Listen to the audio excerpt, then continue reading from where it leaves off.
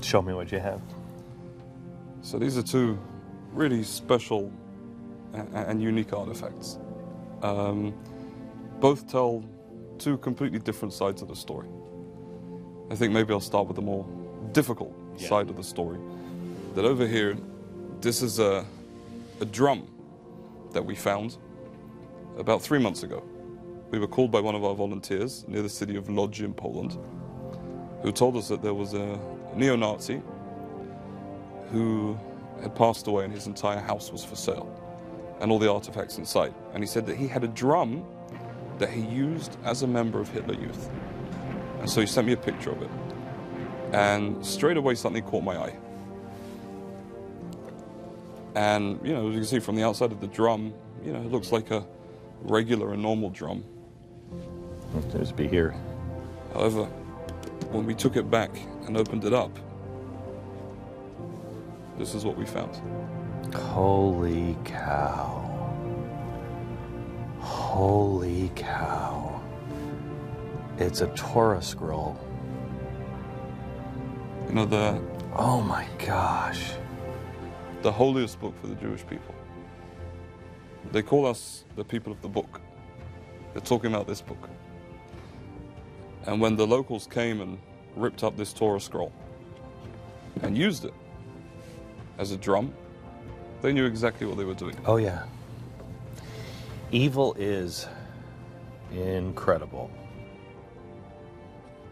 But you know, one thing that was quite incredible with this was that even with that evil, they made a mistake. When we took the scroll and lifted it up to the light, I don't know if you can see the outline of what we see over there. This tear, this rip in the drum. Yeah. It's the exact shape of the map of Israel. Awesome, That's pretty great. That's pretty great. And so this, you know, really for us was an example of something truly horrific that happened. Yeah. And just the horrible side of the story. And then literally a week later, we came across something else that was even more amazing. You know, our volunteers It's horrifying. from the University of Warsaw were going around looking and searching for old and hidden artifacts. Mm-hmm. And they came across the home of a Polish shepherd. They knocked on his door and he invited them in. And when they came into his house and he told them what they were looking for, he turned around and told them a story. He told them that 72 years ago, he was 5 years old. The Jews were being rounded up, and his neighbor was the rabbi. There were 800 Jews and 800 Poles. And as the Jews were being rounded up, his neighbor managed to escape, the rabbi, from the group, and ran to his house. And it's the ancient question, right?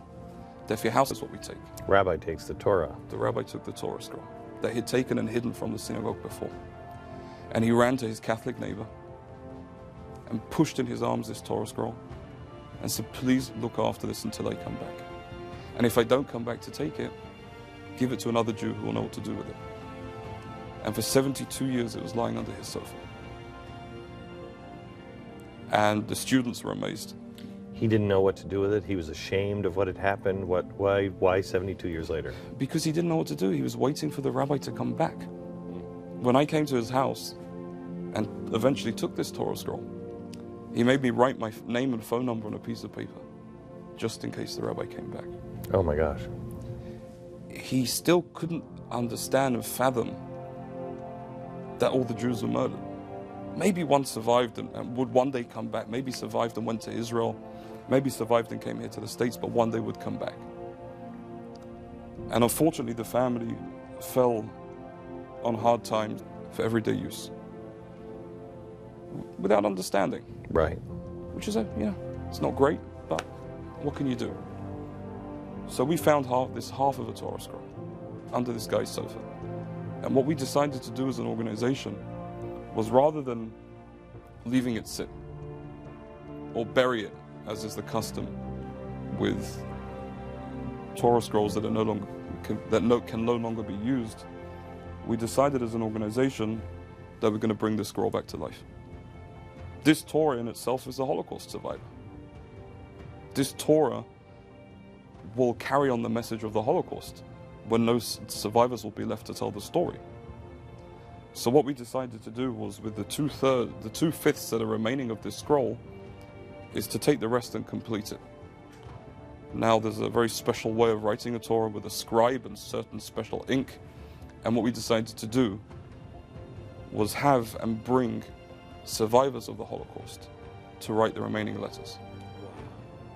That this is a scroll that survived the Holocaust, will be completed by survivors, and from there we're going to be taking this scroll back to Israel, where it will become the official scroll of the Knesset, of Israel's parliament. Wow.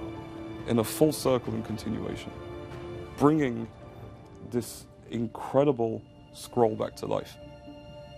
And again, the amazing thing is that we're finding these things not by ourselves, but with the help of others. And with such difficult times now, to see that standing with us are our Christian brothers and sisters in Poland, out with us every weekend. Found by Christian students. Found by Christian students. They called me crying, "Johnny, you have to come and see this." This is the amazing thing, and this is what we're seeing really on a daily basis with our work in Poland, that all this information that we're getting is coming from our Christian brothers and sisters. And the fact that we can now work together and push and build for a better future is fantastic. Really incredible. And I'll show you here inside that we can see here that this is the part of the scroll, the old part of the scroll. Yeah. And we can see where we've pieced it together with the new part.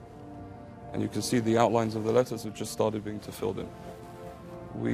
How long will it take to complete this? We don't have too long. Yeah, I know. With the survivors. So we're working incredibly hard to get everywhere we can. We received a call from a survivor in Panama asking us if he could write a letter in the scroll. Wow. So we want to go everywhere that we can to make sure that all the survivors that are still with us has this opportunity. Congratulations. Thank you. What a long way you've come. With your help. From our time in Poland together. This is where it all started. Mm-hmm. Without you pushing me to come to Poland for the first time, none of this would have been found. Thank you. Thank you.